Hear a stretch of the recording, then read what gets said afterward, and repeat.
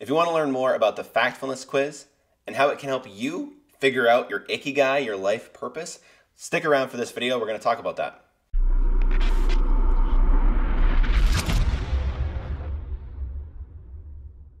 Hey guys, Jordan here, author and Destiny Catalyzer.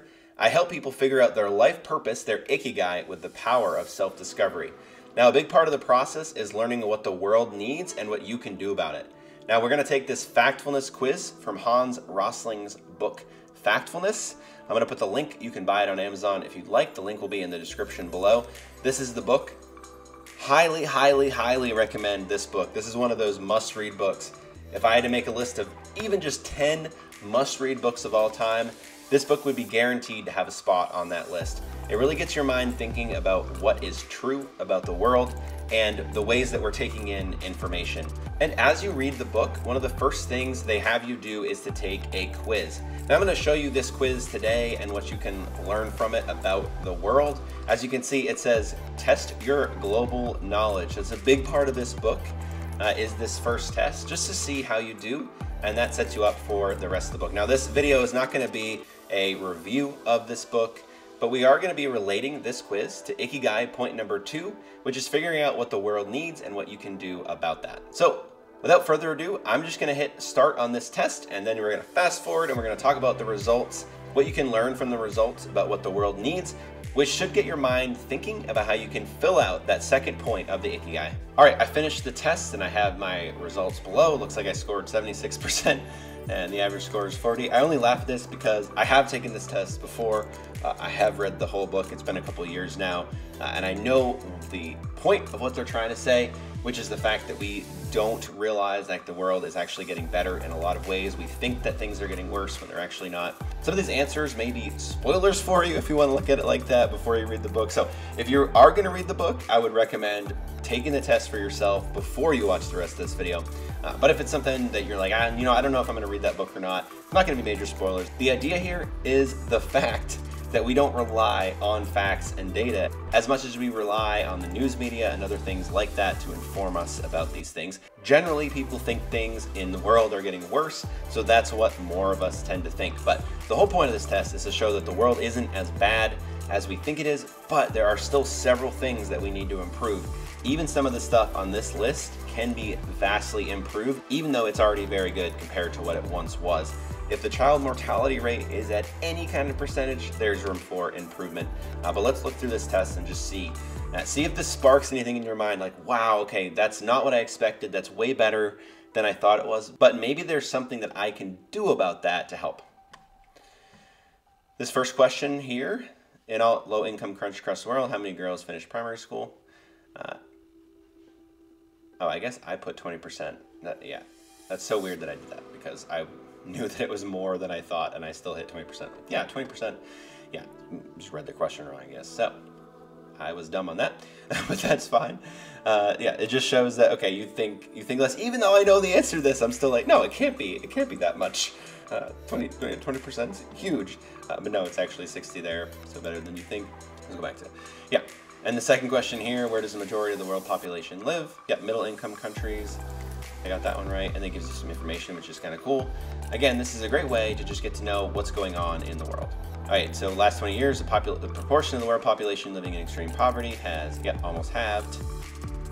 Again, when I first took this test, I'll be frank and admit I think I only got 3 or 4 of the questions right because I had no idea what the book was going to be about. So definitely, yeah, again, take this test for yourself and see how you do, maybe even before I go through the rest of these, and then come back and we can talk about it together. Life expectancy is 70 years. Let's see. Yep, 72.48. This is a huge one. There are 2 billion children in the world today, age 0 to 15. How many children will there be in the year 2100 according to the United Nations?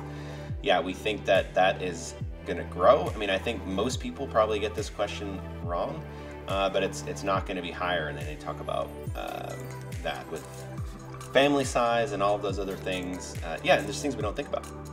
UN predicts that 2100, the world population will increase by another 4 billion people. What is the main reason?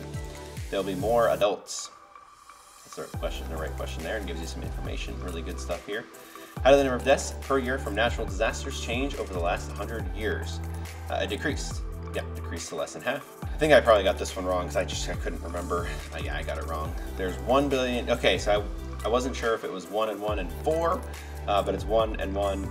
No, it is 1 and 1 and 4 there. There's 1 billion in the Americas, 1 billion in Europe, 1 billion in Africa, 4 in Australia and Asia. So most of the world's population is in this area. So I'm not sure about that one. How many of the world's 1-year-old children today have been vaccinated against some kind of disease? Yeah, it's 80%.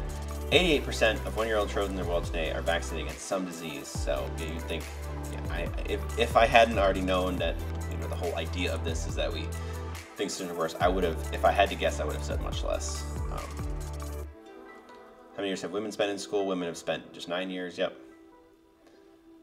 How many of these animals are still endangered today? None of them are endangered anymore. Actually, again, so you think this, listen, do we ever hear that these animals weren't endangered anymore? I don't remember ever hearing that. Again, I only knew that answer because I read through the thing, but there's no way I would have said that. I would have said at least, I would have said which one on there is not endangered anymore. Like I would have said they all were. But yeah, again, we just don't hear of good things happening in that way. How many people in the world have some access to electricity? At 80%. Let's see. Global climate experts believe in the next 100 years, the average temperature will, I put remain the same. And this says get warmer. Everything will get warm. Maybe this is the one that you think, maybe this is like their trick question. But anyway, yeah, you can learn more, again, by reading the book. But there's so much good thought that goes into this. And seeing the world how it is versus how we think it is just, it's so vital and so necessary if we're thinking about the Ikigai. Point number 2. Again, the Ikigai point number 2 is what the world needs. I have a video on the Ikigai just in general and how it helps you to find your purpose. But we can't even really begin to think about how the work that we can do could impact the world if we don't know what the world is actually, what the state of the world actually is. And this is just a great way to start. But again, do your own due diligence when you're looking at the answers to questions like these. Look at the data, look at the research. Again, that's the whole point of the book, is just to be open and to be honest with things, how things actually are. But then see, this is just to get the idea of what that we could do differently, how you could fill out that portion of your Ikigai. If you have any questions, drop it in the comments below. Otherwise, like this video, subscribe to this channel for more videos on personality tests, other online tools that can help you figure out your Ikigai and life purpose. I thank you for watching the video. Have a great one.